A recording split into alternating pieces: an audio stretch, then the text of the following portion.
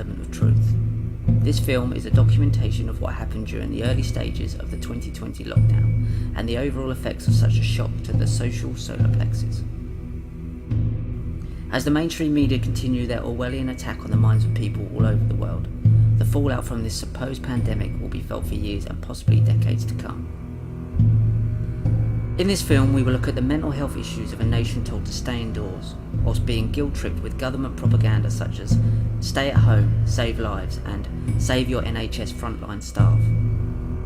We will then look at how this affects small businesses and self-employed citizens all over the world who are now losing their sole income due to the lockdown. Further to that, we need to look at the clear rush to roll out 5G millimetre wave technology, whilst we are all being kept apart inside, and the true cost of big tech and big pharma on the people of the world.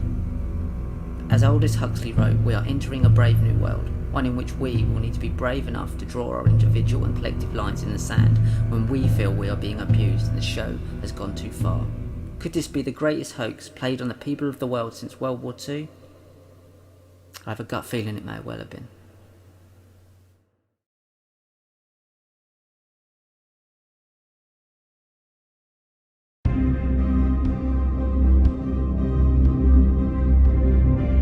The time has now come for us all to do more. From this evening, I must give the British people a very simple instruction. You must stay at home. Because the critical thing we must do to stop the disease spreading between households.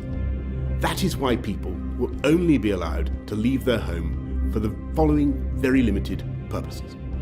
Shopping for basic necessities as infrequently as possible. One form of exercise a day, for example, a run, walk or cycle, alone or with members of your household. Any medical need to provide care or to help a vulnerable person, and travelling to and from work, but only where this is absolutely necessary and cannot be done from home. That's all. These are the only reasons you should leave your home. These are the only reasons you should leave your home.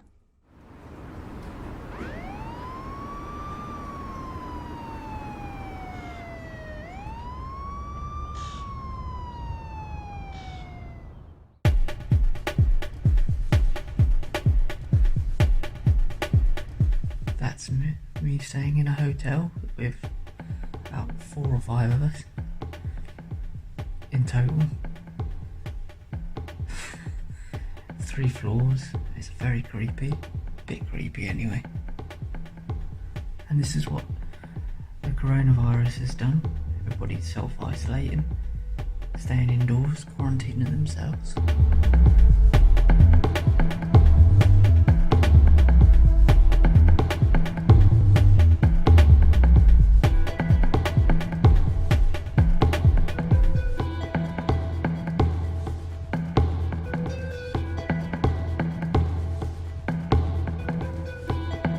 And I can assure you that we will keep these restrictions under constant review. We will look again in 3 weeks and relax them if the evidence shows we are able to.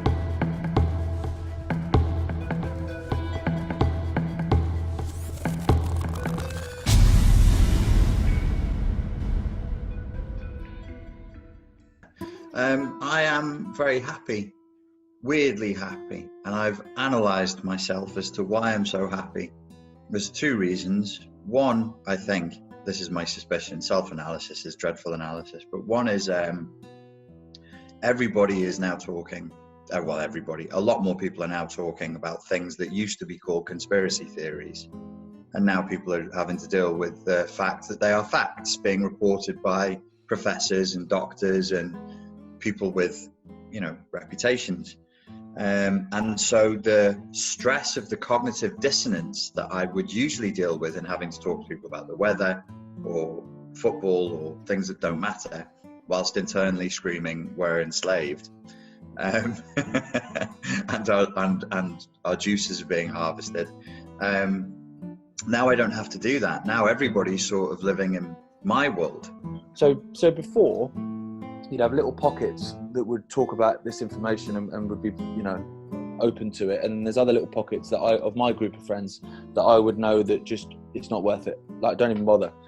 So you just talk about football with them or whatever. But now those pockets are one group now. And even if I was going to the pub with my football friends before a derby game or whatever, people will come in now and go, "Here, Ike, have you seen this?" And so they're far more open to stuff than they ever were before, which is fab.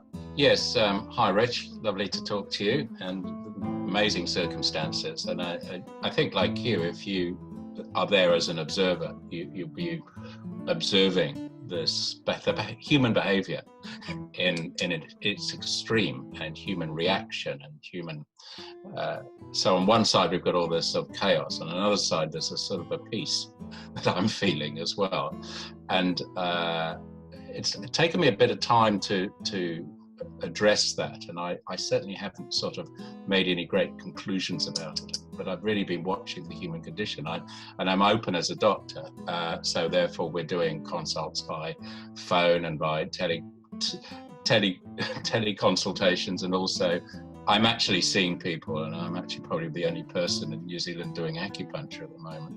I wasn't happy. Like, we could sort of see it coming, and it had been dithered. That was what was so annoying about it. Was, I don't know if you remember, but like basically it was rather staggered. I think everyone expected it to happen the Friday before, and then it happened on a Tuesday, which is a slightly unusual day for it to happen. So I was around here with some mates, and we were chatting about it, and we're like, one guy turned up a bit late and he missed it, and he was like, "So," and he just didn't realise. It's like, mate, we're on lockdown now, like from like pretty much from now apparently, and he just totally missed it. We flew to Florida. We drove back to Denver with my in-laws in a motorhome. So we had 3 days of travel. And during that, I was, right before we started that 3-day trip back, I was starting to get text messages from people that I know that are not normally alarmist type people, saying that they're hearing from people that they know that the National Guard is going to be deployed and that military is going to be deployed. And then you start to see these videos of tanks that are on trains that are, row after row of all these tanks coming in. And so my thought was, okay, well, we're going to be on a 3-day road trip. I'm going to start looking for this stuff. I'm going to see if I see any of this on the way.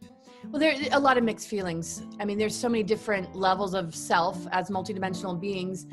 We have our higher awareness and sort of I guess you could say the code that we are given before coming in, that we would play a particular role in these ever shifting times, particularly surrounding things like disclosure and bringing out a lot of the things that have been held in secrecy, and understanding things like the final speech that Eisenhower gave, and a lot of like information and clues that have been dropped along the way, and also a lot of things that we haven't been given answers to, that a lot of private researchers and experiencers have been just gathering information about, of course, being called conspiracy theorists as we do it.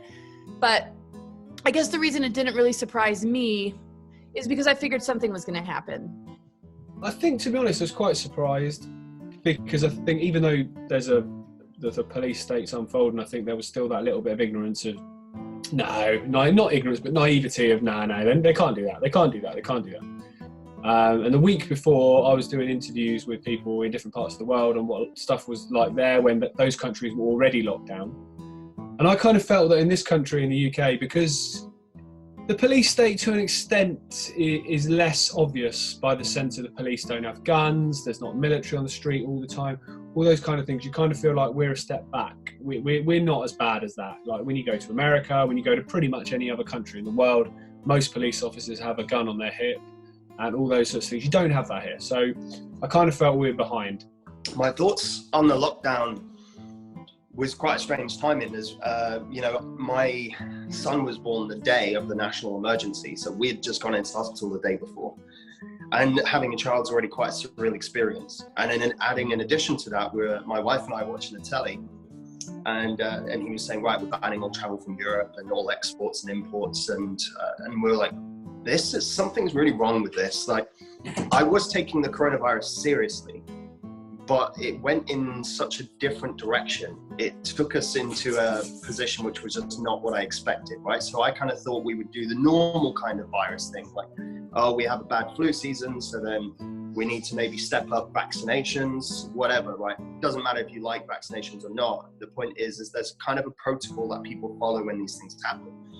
In this case, it was just insane. It was very different. I was like, what? We can't even leave the state, and then we can't even leave our homes, and then we can't even go to work, and then we can't even use cash.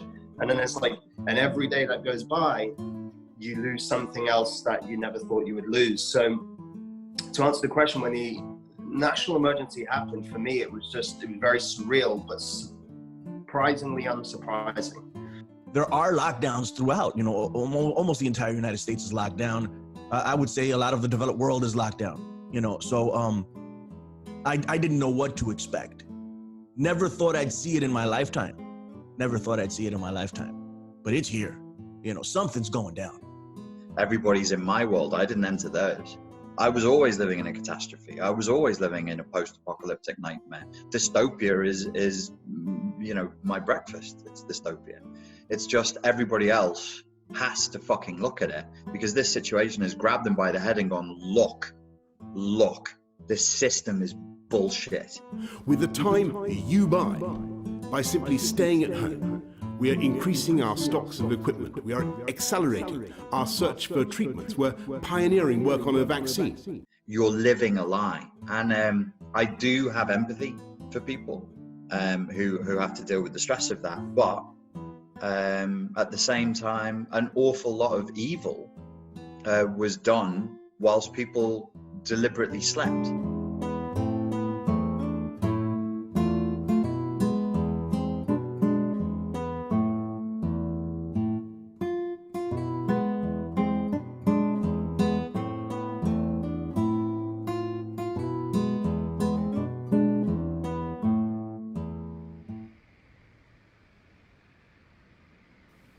It's part of a vast picture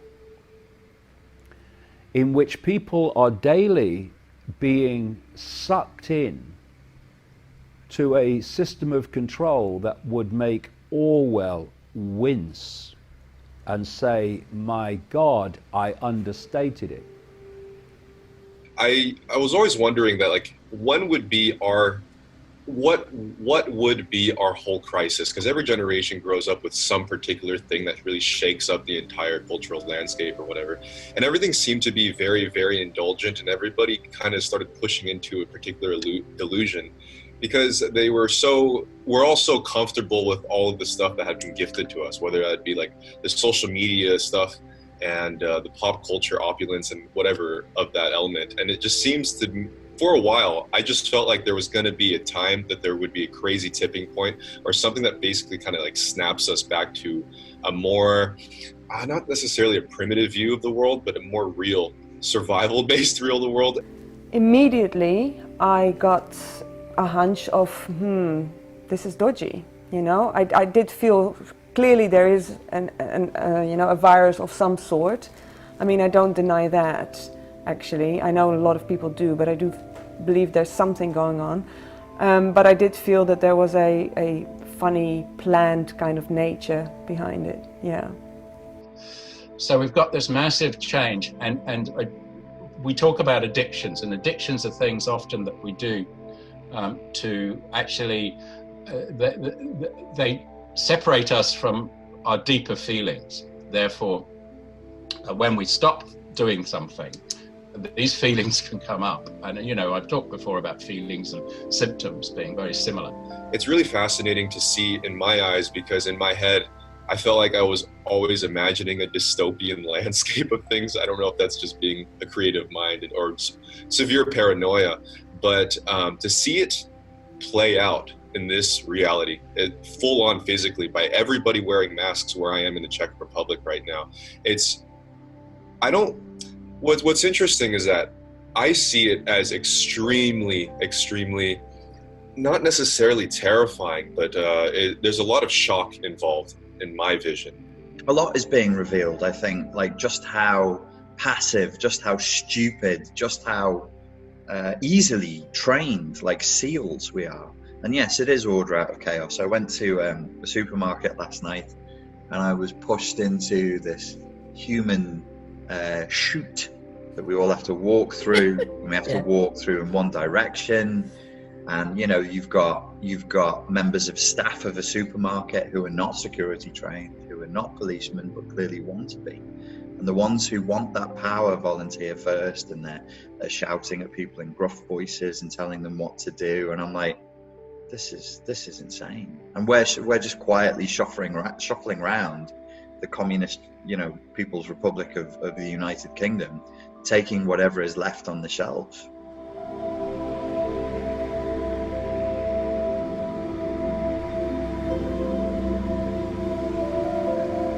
My initial thoughts were, here we go, this is it. And to be honest, it was like one of my first feelings was relief and like, yay, this is what we've been waiting for. And then kind of it would alternate, because some days I would be feeling super expanded and like, this is the time I've always been waiting for, this is what I was born to see, kind of thing.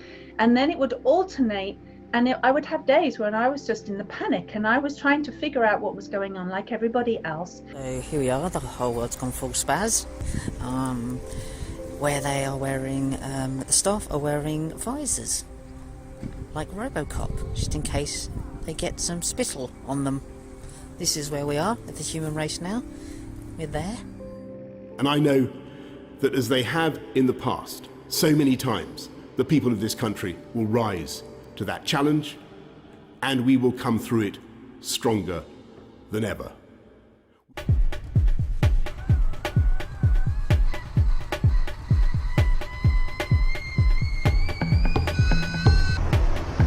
Go on, fuck off, Bosh. There's enough of those angry little bullies in any civilian population to recruit into that job. Absolutely. There's enough of them. There's enough, what would you call them? Like, they're quite small-minded people, and in normal circumstances, they never pop their head above the parapet, but you give them power, and they're complete cunts. They're total cunts. How do I switch that bloody thing off? That's right. Fuck. I'm looking on mainstream media here in the Netherlands, and there's this sort of young, very keen, ambitious presenter, mainstream presenter, who basically ridicules anyone that questions the mainstream narrative. And he just blatantly claims there is no link between 5G and Corona. And so when somebody says that and calls anyone who questions conspiracy theorists, then it's gone completely out of balance, because he's not actually claiming or backing this up with any evidence. It started off fun. It started off like, you know, the way it kind of starts off if there's going to be a big snowstorm coming. I'm in Denver, so if there's a big snowstorm coming, everyone goes to the store, they load up on stuff, they come home, they figure out what TV shows they're going to watch or what movies they're going to catch up on. So it's fun for a couple of days. It's novel. Hey, we're off work, or, you know, everything's closed down. Okay, fine. Well, but then it starts to take a turn. You know, I shared a story today on the website where there's a video, and it's a copper telling a fella that he can't go in his front garden with his kids. Yeah, I've seen that. Fuck off, mate. It's my front garden. I'll do what I want. And this is the crazy thing, is there's not even a rule that you can't go in your front garden. Why would you not be able to go in your front garden? I almost feel like these things are tests. Like they're just testing how far they can make you go. You know what I mean? And luckily that fella filmed it and basically politely told her to jog on. But I wonder how many people would have gone, yes, yes, yes, Gov, and gone back in their house. If you don't follow the rules, the police will have the powers to enforce them, including through fines and dispersing gatherings. So for me, the strangest thing was seeing people willing the destruction of their liberty. And of course, if we do our research on history, be that communism or Nazism or whatever ism, or even 1984 Brave New World, you see that that is the norm. That actually there's no way a tyrannical state can exist without being willed in by the population. In fact, that's the only way it can happen. I think to start with, it was very much, come on, this ain't real, this ain't real. And then I got stopped by the police while out with my dog, and that was my first kind of representation of, okay, But now it's getting worse, Richard. Now I walk outside, everybody has to have a mask on. It's a directive, right? In order for me to get into a supermarket, I have to wear a mask. So if I want food, right, I have to put on this mask to go do that. Everybody's afraid of the coronavirus, so I'm running, you know.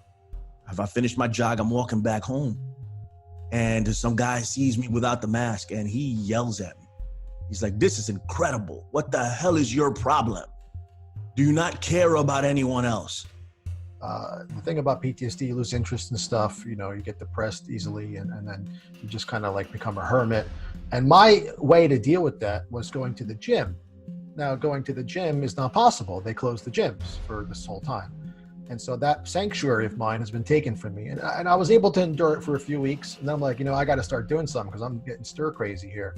And I think then obviously, you know, a bit of anger of what's going on, you know, my same situation as yourself, both expecting children, and hopefully by the time your little one comes, it'll be well past this, or at least somewhat back to normality. But mine's due tomorrow, 24th of April. So there's that anger of it's stressing my wife out. You know, you're not going to be able to have family around. I might not be able to be in the hospital if certain things happen in terms of the order of going into labour. There are exceptions. For example, like out here in the Czech Republic, it was directly communist during the 80s, and they just overthrew it about 30 to 40 years ago. But other than that, we haven't really experienced something that directly affects our daily lives in a mass setting in this dire of circumstances either. So it's like, what the hell? Who prepared us, if they did at all, for a situation that even remotely resembles this? People should be panicking in a way. They should be panicking, because if you think of how while we're all being kept inside, all these towers are being put up, you know, everywhere, and not just in my country. I read it everywhere that these towers are just being put up in hyperspeed everywhere, without us being able to protest.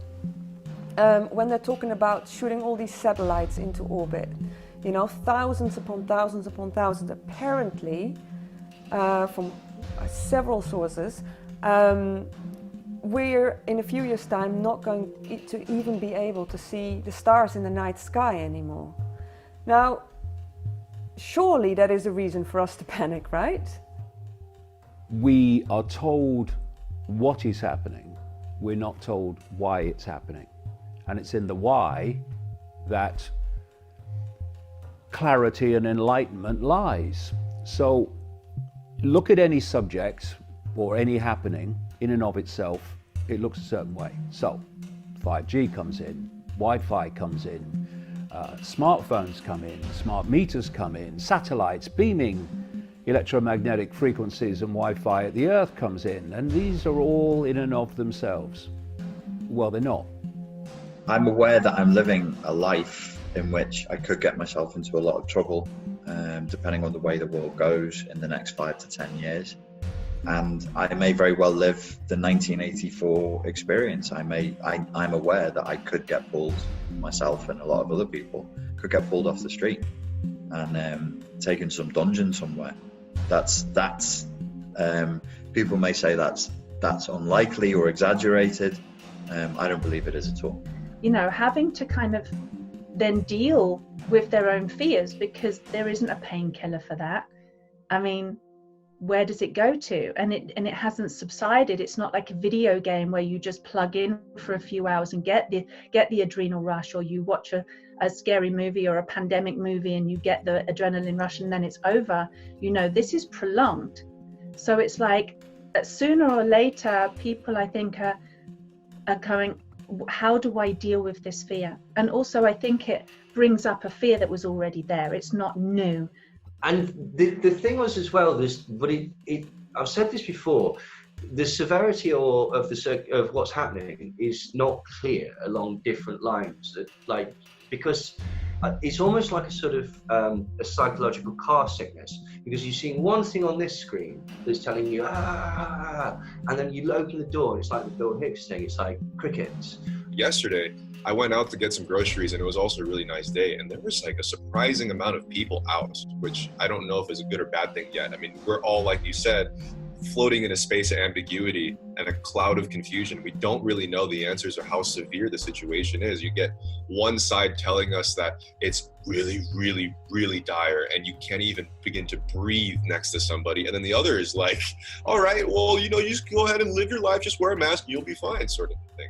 And, of course, it's just so shattering for a person's reality to accept the fact that those we might consider leaders or these institutions and groups that seem to be looking out for our health and well-being actually are part of the most nefarious and dark agendas that are actually doing the opposite. The same things are expected to come out of this, which is a reduction of freedom, a reduction of our ability to freely move, and sold to us in a way that we beg for it, which is the most devious component of it. Because if you think about it, what's the best way to put an entire population in prison? Well, to convince them that they should go in prison themselves, to have them voluntarily do it. So we're cautiously stepping into away from extreme lockdown, which meant that you could go walking, but you can't go in your car to find a nice place to walk. You can't go on an isolated beach and fish, for instance, even though there's nobody there. You definitely couldn't swim. And anybody who was surfing has been sort of castigated. They've been going into shops in some areas and telling them that they can't sell Easter eggs. This is true. They've gone into the shop and said, you can't sell Easter eggs. And the shop owner's gone, why is that then? And they've said, well, because it's considered a non-essential item. So the police... Some of these fucking dummies thought that their job was to walk into the local Sainsbury's and say, take that down. You say, but people are dying. Sadly, that's true. And not only are condolences in order, but we owe it to their families and all Americans to come up with a vaccine. Like the flu, tests for coronavirus are now being made available to every state lab. Clinical trials will begin within 5 weeks for the vaccine. The federal government is working continuously, vigorously, and forcefully. Now, my beauty, something with poison in it, I think. With poison in it, but attractive to the eye and soothing the smell. Coffee. The mainstream media is the most dangerous organization in the world, more so than even the military, because the mainstream media, as Malcolm X said, they can make truth seem like lies and they can make lies seem like truth. Now that's power, and they've got the power. So they are 100% co-conspirators in this whole pandemic situation. But the other point is that basically the media has been appalling. The media has just been either completely partisan or there to sell you a story. This is a major problem, is that media is basically entertainment, right? It's not purely to dispassionately display like the facts of the matter. There's always an angle to it. When you know how to look at this stuff, it starts to become very apparent just how many fingers are in how many pies. So on that context, if you're Reuters or you're one of the bigger overarching media companies, again, then you have your framework, of which the person who creates the framework at New York Times has to fit into this then larger framework. And that larger framework will have its own terms and conditions. Like if you say something about X person, will sue you, etc. So then what happens is they begin to have very strict conditions to work in. Because of the way the media is, especially the mainstream media, you're only ever going to report what you think people are going to click on and what's going to feed that mainstream narrative. And so you have ludicrous examples of the kind of fear-mongering. I mean, the Daily Mirror, to call one out, but they're not the only ones. One of their headlines was, government estimates 50,000 will die on Easter Sunday. There was a few hundred, and let's not make light of the people that do die, because this is tragic. It is tragic. There is something that's going on that's killing people over and above what would normally happen. But that does happen, that's life, Right, the media, what they've done is criminal criminal. What they're doing is absolutely criminal because it causes real harm to real people in the real world. That's fear pornography. The lady with the tubes up her nose, I'm sick of it. I am absolutely beyond sick of seeing doctors, patients, people on social media. Oh, please stay at home. Just do as you're told. It'll be okay if you can stay. I'm just like, could you fuck off with this horse shit? Fuck off. I'm not 12. Like, I know what you're doing. Just say it. Just do as you're told or the pain will be terrible. Sorry, you can go fuck yourself. There's been no questioning of the coronavirus. There's been no questioning of is it true. The only thing that you've seen is the last few days, the Wuhan bio lab, which the fact they're allowing that to be debated immediately tells you that can't be true, because they wouldn't allow it to be debated if it was. So journalism's dead, completely dead. And I think the one good thing to come out of this, as far as the media goes, is I think no one will ever have any trust in their media again, because the media are a disgrace. And to say they've failed the people would be the biggest understatement that anyone's ever said. They are the reason this has happened. But these scaremonger headlines are now, because Boris was mentioned about opening schools, or it was leaked he was thinking about opening schools sometime in June. The Mirror came out with a headline yesterday which was something along the lines of Boris opening death schools, death sentence for children. And you wonder why. People who read the Mirror, well, they read the Mirror because they enjoy its content. They believe it to be true. What you believe is what your reality is. So if you are terrified of this virus because Wolf Blitzer on CNN told you need to be terrified of it, and Anderson Cooper interviewed some people, and I like Anderson Cooper because he has a cocktail on New Year's Eve when he's doing the ball with Kathy Griffin or whatever. Like, you need to wake up, because the people that are telling you these stories, they all work for an agency much bigger than the news network. You think Anderson Cooper is limited to CNN? Why would you want to believe the mainstream narrative? Because they're reading out scripts. And those bottom level journalists, the ones that we see putting the articles on The Guardian and stuff, much as I find them absolutely abhorrent, they're also worried about their livelihoods too. They're worried about their pay too. They're worried about, like, I just need to go along with it because I need to keep my job. Your job as a journalist, so for example, if you're interviewing somebody, is to get whatever is in that person's head, whether it be a book, whether it be their film, whatever it might be, out, so that the listeners or viewers of whatever show can hear what they have to say. And your job's to challenge them and ideally ask them the questions that the viewers would want to be asking. Right, okay, how about this then? How about that? How about that? It's not to shout at them.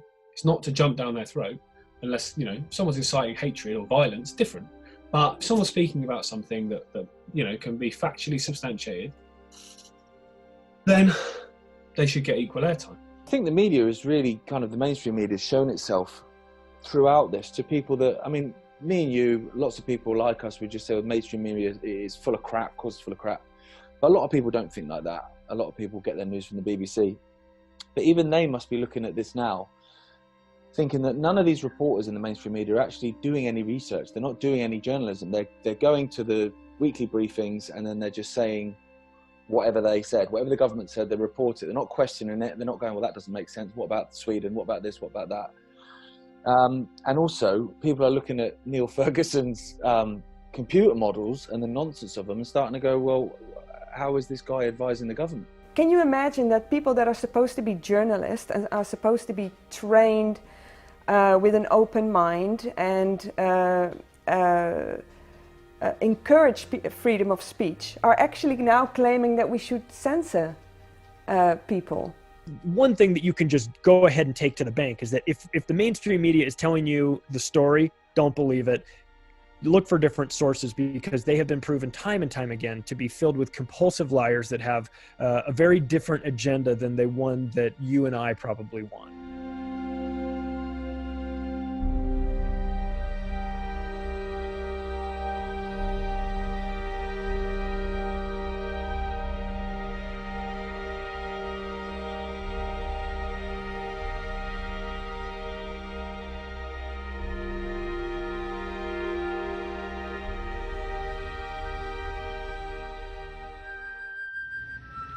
Good judgment seeks balance and progress.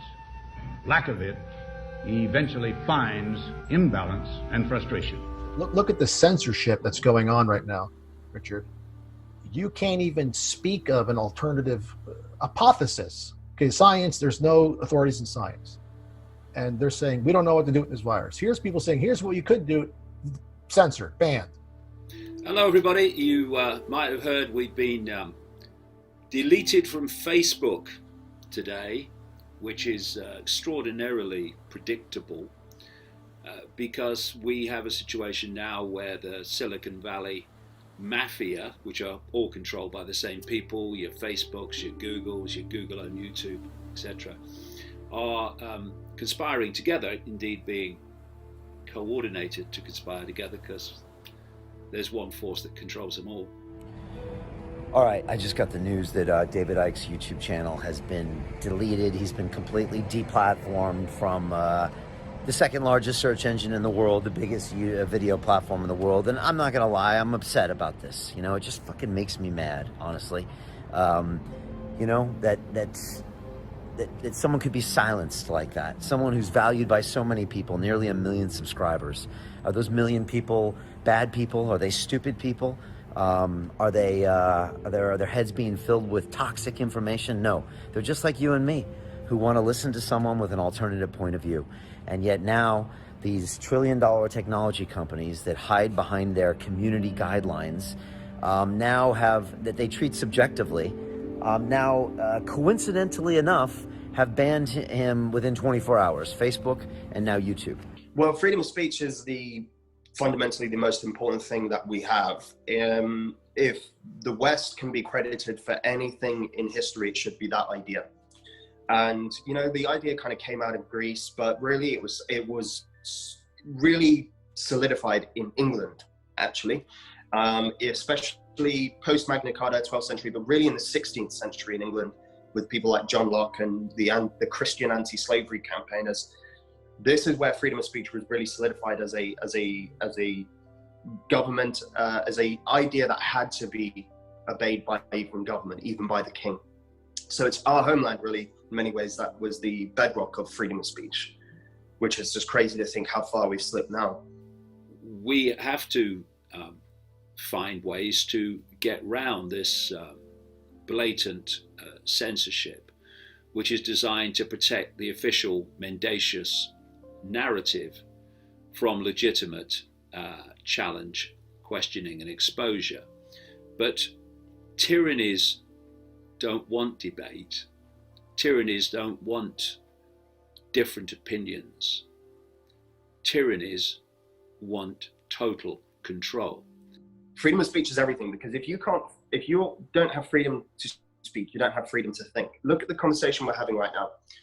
When I'm speaking to you, I'm actually thinking on the spot. A lot of the things that I'm speaking about, I haven't thought about before until you asked me. So if I didn't have the ability for you to ask and for me to respond, I might not have ever thought of any of the ideas we just discussed, meaning that my progression as an individual would be stunted and our progression as a group will be stunted. That's what they're doing. They're trying to take away our right to decide what's true to ourselves, to even research. And that's the problem with censorship as well. By the way, they want to obviously have their narratives. Now you go on YouTube, I get CNN, Fox. I don't watch these. Why are they on my front of my page? Why? They want to push the mainstream. They're taking the mainstream and they're shoving it into the alternative media.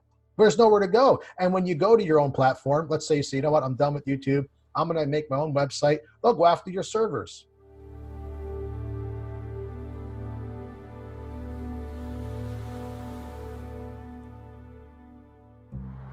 Hello and welcome to an episode of Lockdown Life. I'm going to take a little hiatus from publishing on Spartan Life Coach.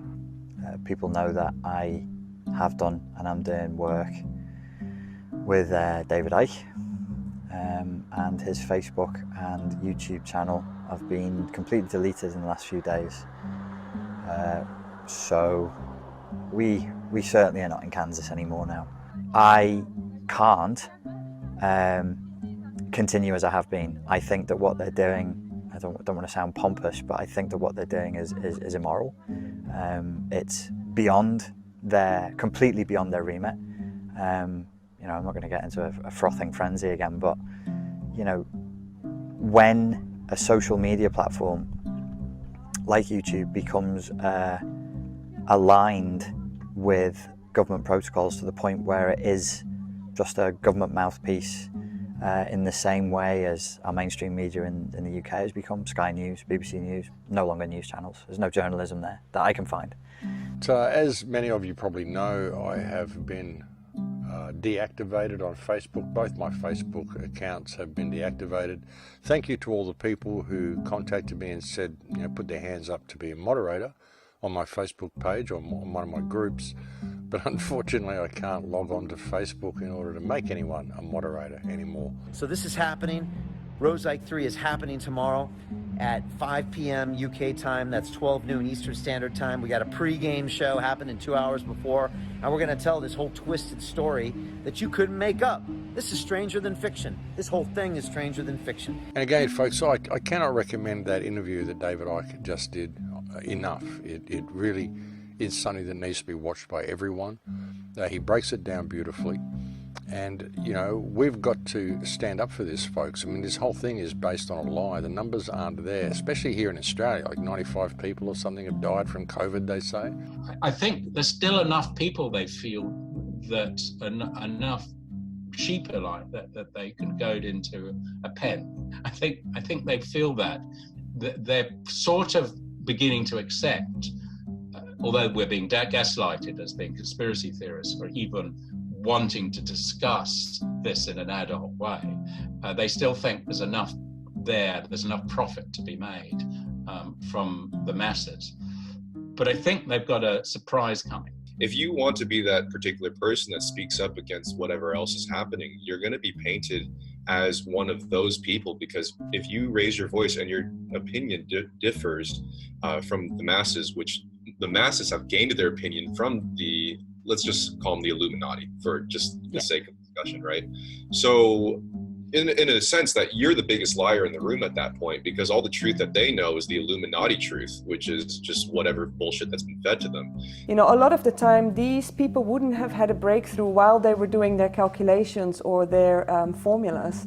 You know, they would have, you know, had a vision or a hunch about something, and they wouldn't have quite been able to explain yet in a scientific manner what it was that they saw. It was only later that they were able to scientifically prove this.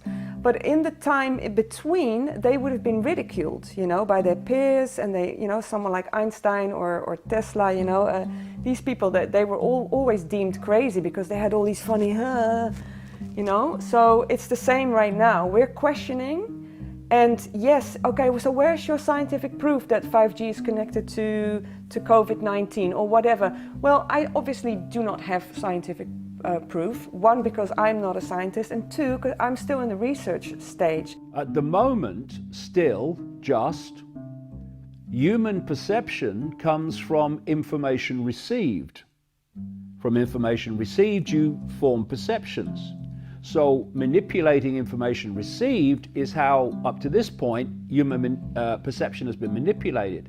What they want with an AI connection to the human brain through chipping of various kinds, including nanochipping, is to have human perceptions come direct from AI. So the human mind has been assimilated into AI. Now, people might say, oh, that's that mad conspiracy theorist bloke saying that. Well, actually, we'll try Ray Kurzweil.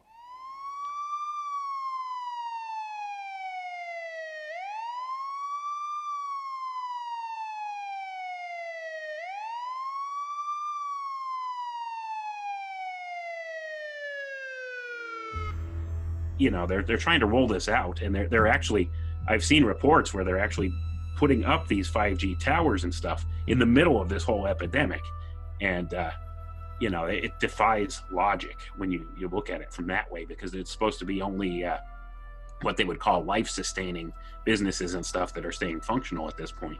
So it should tell you something, that they're actually taking the time to erect these 5G towers and transmitters and stuff like that in the middle of all this when people aren't paying attention to it. once you are in the cocoon and you're a caterpillar, there's no turning back.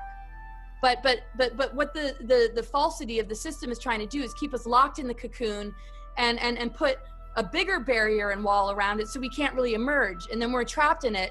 And then that supplemental AI or the solutions of transhumanism and utilizing these technologies to take us to the next level of a more advanced Earth is the trickery. When really, if we didn't allow those things to close us off, we are on the verge of emerging as like a butterfly or a rising phoenix as a humanity. By 2030, which is a year that comes up again and again in relation to many parts of this human control agenda, by 2030, people are going to have their brains connected to artificial intelligence. Why are they telling us this? Because the sales pitch. The sales pitch is, if we're connected to AI, we'll become superhuman. I rather beg to differ. Let's try, if our brains are connected to AI, we'll become subhuman and posthuman, and we'll become AI human. Let's try that. It all ties back to transhumanism, all of it. Everything that you see going on in the world today, it all has to do with transhumanism, because that's the ultimate goal they want. They want to be able to merge themselves with machines to, first of all, achieve immortality. And then second of all, they want to do this so that they can replace the natural system with a wholly artificial system that they can control lock, stock, and barrel through it all. So they're looking to replace the entirety of nature and the natural order with this artificial thing that they can control, this control grid, this system they want to do. And this is transhumanism. And this brings about this whole androgynous society, you know, keep people away from each other. We don't want people getting married and breeding. We want you to have your robot companions, and you can get your sperm from the sperm bank, and you can get your eggs from the egg farm, and you can put them in the exogenesis chamber, and we can create a child for you in a sanitary manner. You know, this is what they want, folks. I mean, they don't want people as people anymore. They want to merge you with machine. And the real thing is, you know, the vaccine. That's what all this is about, is the vaccine. They have access to your brain and to be able to alter your perceptions.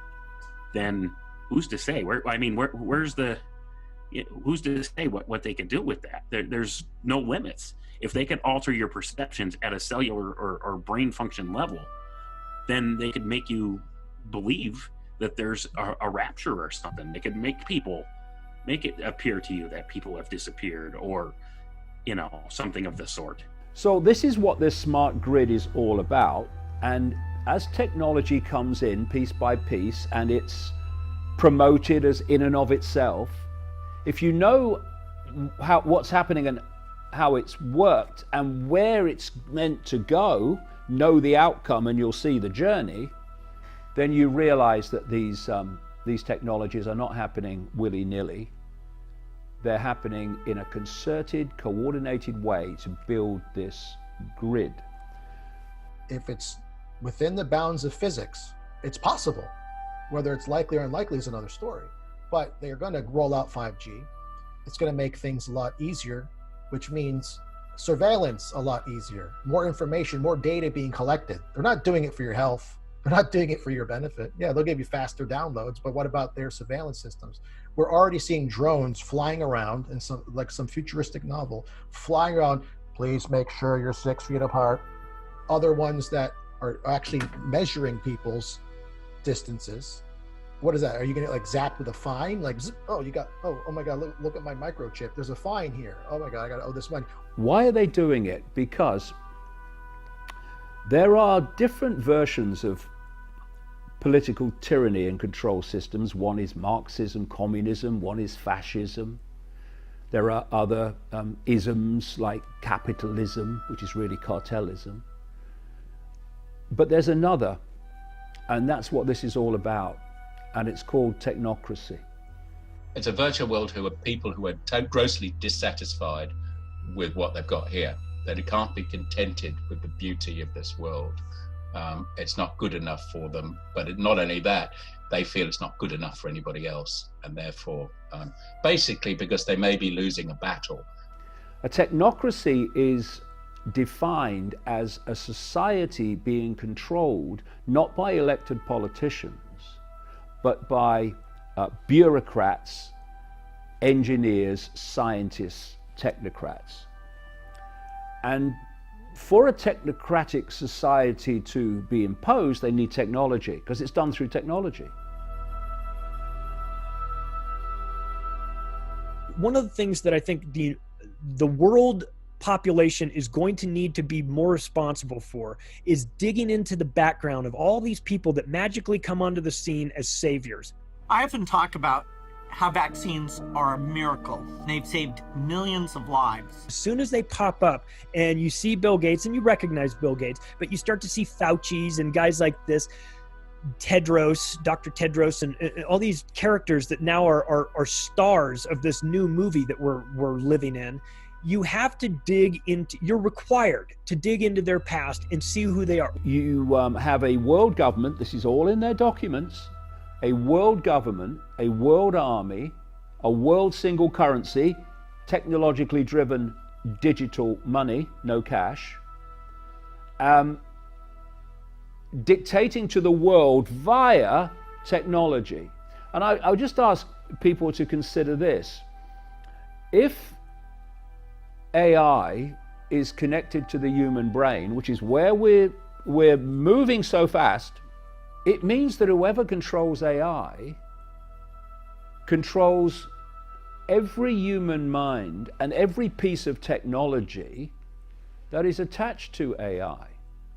It means you create a technological structure of potential whereby a tiny few people can run the entire world by controlling the perceptions of the population and by making every single technological decision.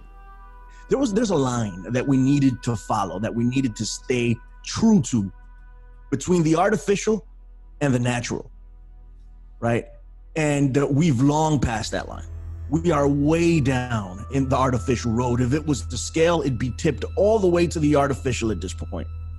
And what we're doing is we're continuing to accumulate rocks on that side that it's digging into the ground at this point, and the natural is way up here because it's so far out of balance, and it's the cause of many disease.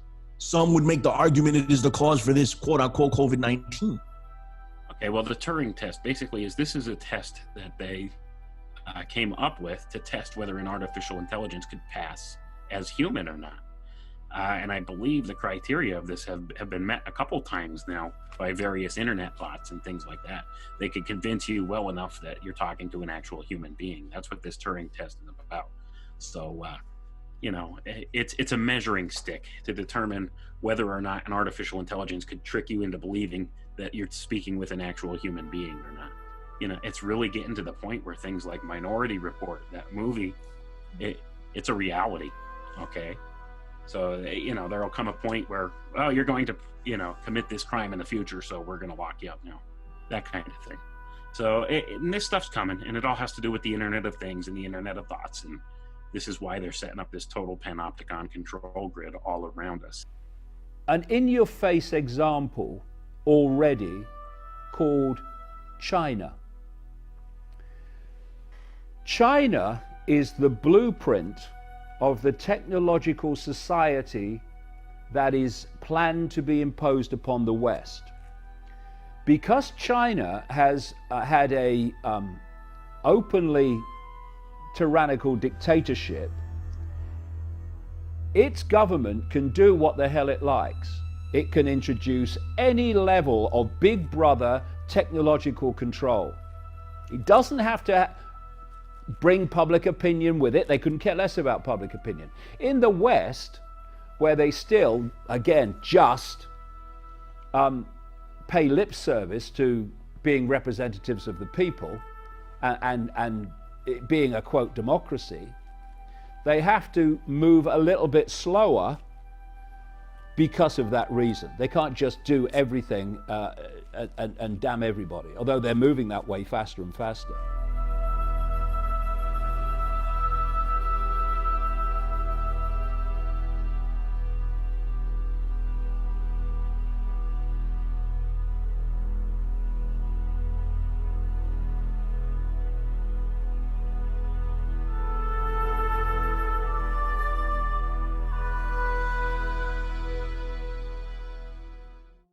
the way this is being used also, which again is planned for the West, is something called the social credit system. This works like this in China. You are tracked constantly and your behavior is recorded. If your behavior is in line with what the state wants you to do, believe, how you act, you are given credits. If you behave in ways that the state doesn't want you to behave, those credits are deleted. And when you get to a certain point of credit loss, consequences start to kick in. But then I think, put it 12 months down the line, maybe people have forgotten a bit. And then in 12 months' time, you're going to have an enormous amount of debt that's going to come crashing through everybody's window.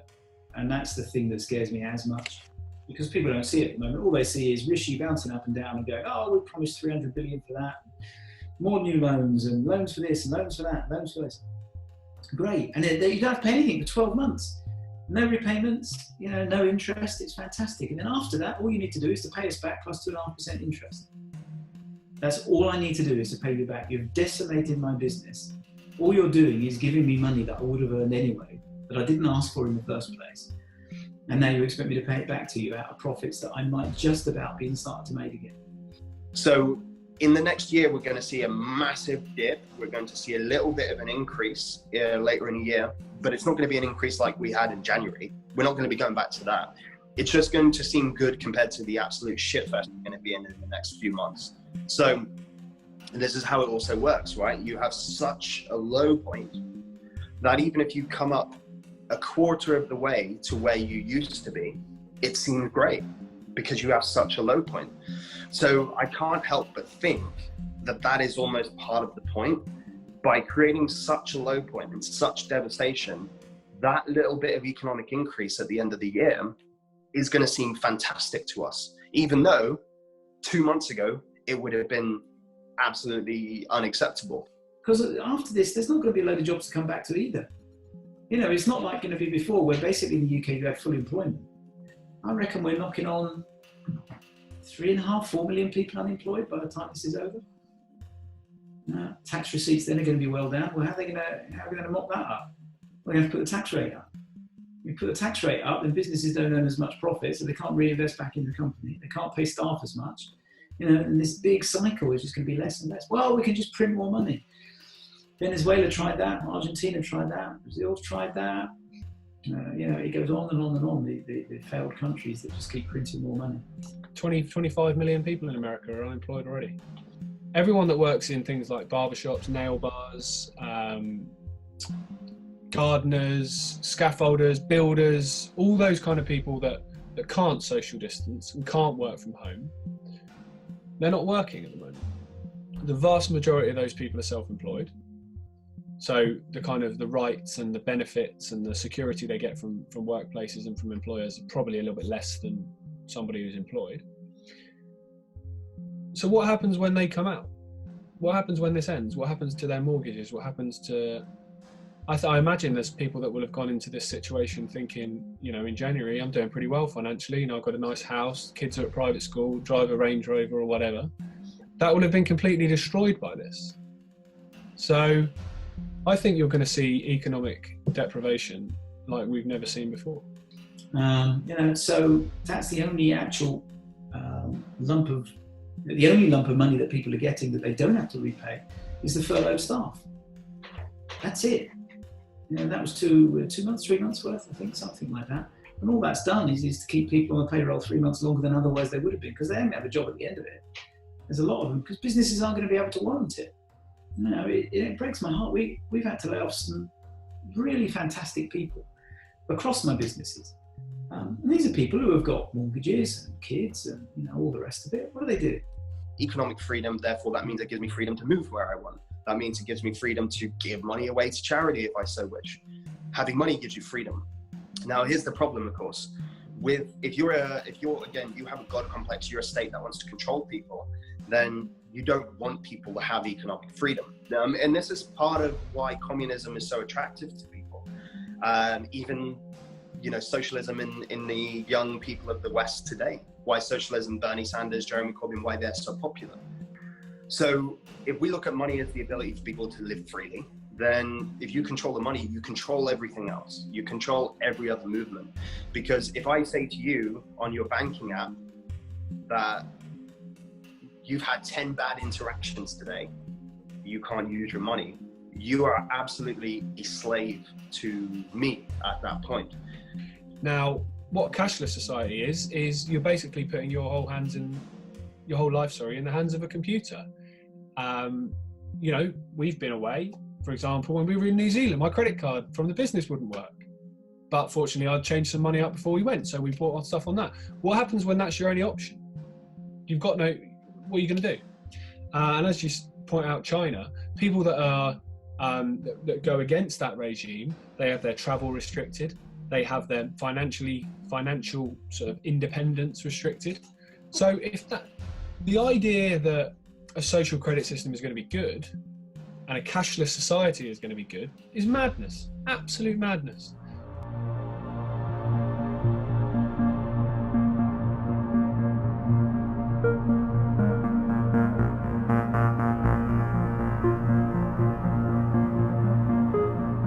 In humans, we have clear evidence of cancer now. There is no question. We have evidence of DNA damage, cardiomyopathy, which is the precursor of congestive heart failure, neuropsychiatric effects.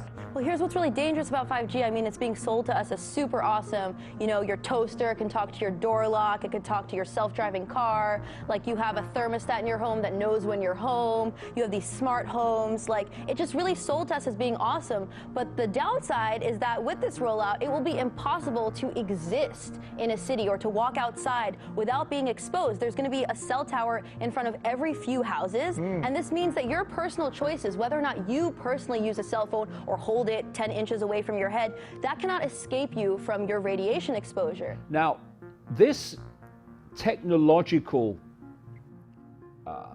Alcatraz, which we're seeing so fast unfolding in China, is what's planned for the West. Now, for it all to work, for this smart grid to work, they need, and they've openly said this, a communication power of at least 5G. All you need to do is have a scientific argument that something is something, whether it's dangerous, whether it's this or that, for it to be acknowledged and precaution to be taken. So 5G, at no point has been proven safe. And the argument is, well, it's not been proven unsafe. No, but it's also not been proven safe. Compare that to coronavirus. They've done the opposite. They've taken a crazy precautionary tactic. Yet you compare that to something that will affect everybody. Coronavirus supposedly affects the vulnerable. 5G will affect everyone because you're going to be in a position where, especially as you point out, the satellites go up, you cannot be unexposed from electromagnetic frequencies. And so another dot in this tapestry is why 5G has been allowed to be rolled out all over the world increasingly without any testing on the effect physically in terms of health and psychologically on humans. They say that it's a weapon that can make us compliant. A lot of people say, well, 5G is not even active in most places yet. However, they've shot thousands of satellites into orbit. What are they doing? Let's just say that it's true that it makes us compliant and we are forced into this lockdown. Would that explain why we're being so docile? They say, okay, cool, we'll end the lockdown if everyone takes these vaccinations en masse. In the meantime, the economy will have collapsed big time. And so the government will come and be our savior and will say, here, take our universal basic income if you have the chip. There'll be people that will refuse this, and they will be outcasts. If they tune the frequency of these 5G millimeter waves to, I believe it's 96 gigahertz, then that could create what's called a pain wave, and this is what they use in active denial systems. They could make a beam and target people with this and cause you to feel like you're on fire it hits the subcutaneous tissue of your skin and makes you feel like your body is on fire, and it's so uncomfortable that you flee the scene of where they have the beam directed. And this is a technology called the active denial system, and it's been used by militaries since at least the early 1990s. So this is old technology, and that's what these 5G networks and stuff are based on. It's a military grade technology. So once they have this implemented in towers and power lines and stuff all around the major cities, if they could tune that frequency to this 96 gigahertz and direct a beam with it, which that's a technology that's also been very well established as well. They could use a beam technology. They could focus this into a beam and target things with it. So if they could do that from one of these transmitters, they could say you're hosting a demonstration or something outside of a state capitol, which has been going on here the past couple of days now, the past week or so. You're out having a peaceful protest at the Capitol building, and they have one of these transmitters nearby. Well, they could direct one of these pain wave beams right at the crowd, one of these active denial system things. In this way, this disperses the crowd, shuts you up, gets you away from the Capitol. Your freedom of speech is quelled. That's the end. And once they have this technology rolled out and in place everywhere, that's a definite possibility of something that could happen. This is a definite use. This is well documented. This is not woo-woo stuff. I can't emphasize that enough to people. The stuff that I've been talking about, it's not science fiction. It's not just, oh, this guy's nuts, a conspiracy, tinfoil hat wearing. It's not that stuff. However, what they're not expecting, which is the thing that makes me so excited, is that so many people are waking up, so many. Even people that normally ridicule me or think that I'm utterly bonkers are contacting me, asking me what on earth is going on. Have we gone too far on the technology end of things, which is ultimately our handcuff? And I know this might sound extreme to people, but it's the truth. These are our handcuffs. Is all of this electronic nonsense that we have around us, the Internet of Things, right? That's what they're talking about. And 5G is the soul of the Internet of Things. Once 5G pops off, everything else comes into play. Everything else goes live. Everything else becomes connected, right? Your refrigerator will tell on you. You know, that's just the way it's gonna go down. So we're building this prison for ourselves.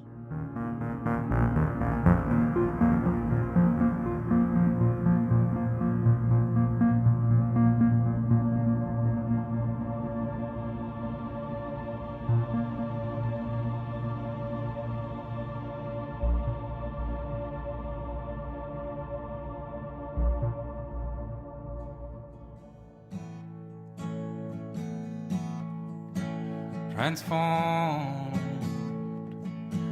from the air to the womb. We're going to rebuild the new world. We can't wait for somebody else to do it for us. We all have to come together with our gifts and abilities, listen to one another, put the puzzle pieces together, and say, that old world doesn't work. Let's put our attention on this. Because the friction right now of not knowing what's going to happen from one day to the next, feeling the highs and lows of hopeful information and then scary information where we're not all on the same page as a humanity. We just need to take that energy, start to rebuild the new world, Earth, with healing centers, things that are going to help treat the whole human, and we can tackle whatever crisis is happening on the planet in a much more holistic way that actually produces results that are beautiful and miraculous. And now it's like, oh, I've got to be self-responsible, and to do that, I kind of need to know who I am. I need to look at myself in the mirror, and I don't mean in a glass mirror. I mean in the mirror, you know, the internal mirror, your heart mirror. I think it's impossible to put out the flame, in your words. It's just, I have constantly felt the potential in terms of humanity and all, and especially if we all bound ourselves together on the same wavelength with a lot of things, pretty much anything's possible. And I think with these higher ups, the Illuminati, or whatever you want to call it, has purposely tried to do this for a very, very long time. You know, who am I, and what are my choices? Where's my power as well? Because of course, as you know, we've given our power away. We've been taught to give our power away, and we gave it away. We got convinced that we were nothing and that we were sinners and that we were crap, and then we believed it. We swallowed it. I think that's what we're seeing now. The coronavirus, the crown virus, is really the crowning moment for humanity. What are we going to do next? Are we going to reclaim our adulthood as a species and choose to consciously evolve? Or are we going to be narcissistic little toddlers and rage against reality? Right? In our innocence, it was just in innocence that we did that. And of course, that's how to program somebody, is to start when they're in their innocence, right? When they're a child. So as humanity being in its innocence, we get programmed by, there's a God, there's a devil, you better be scared, you better be good, you better, you're nothing, you're not the divine. And we are far superior than them, and they're the virus in here. But this virus seems to be very aware that we're about to press Control Delete. No, absolutely, man. That's the silver lining of this whole thing, right? And I spoke about it before. There's an awakening. It's happening, and they know ultimately, man, it never works out the way they want it to, right? It never does. What we need to realize, you and I and everybody listening to this and everybody that's alive on the planet right now, is that maybe it's not for us to see the victory, right? And people are looking for the victory tomorrow. This is a long war, and maybe it's not for us to see. That's not our role. Our role is to fight it. In looking at the effect of electromagnetic frequencies in all their various forms, Wi-Fi and so on, we need to see that it's part of a vast picture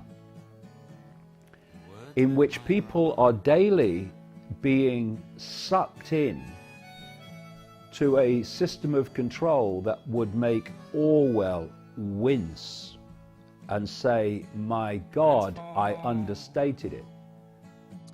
After 9/11, maybe not on the day of 9/11, but years after 9/11, people were able to analyze that event and determine that there was a lot of lying going on, and that what we saw and what we were told was not the truth, and it woke up a lot of people. So maybe the benefit of this virus situation, if there is one, is that a couple of years from now, it will wake up a new batch of people to the lies of government, the dishonesty of the media, the insanity of the people that are controlling this world, and maybe it will be just a bridge too far, the straw that broke the camel's back, whatever euphemism you want to use, that wakes up en masse society, and they realize we're never tolerating that again. Who am I? Your own flesh and blood, your faith and your love, in words that might rhyme.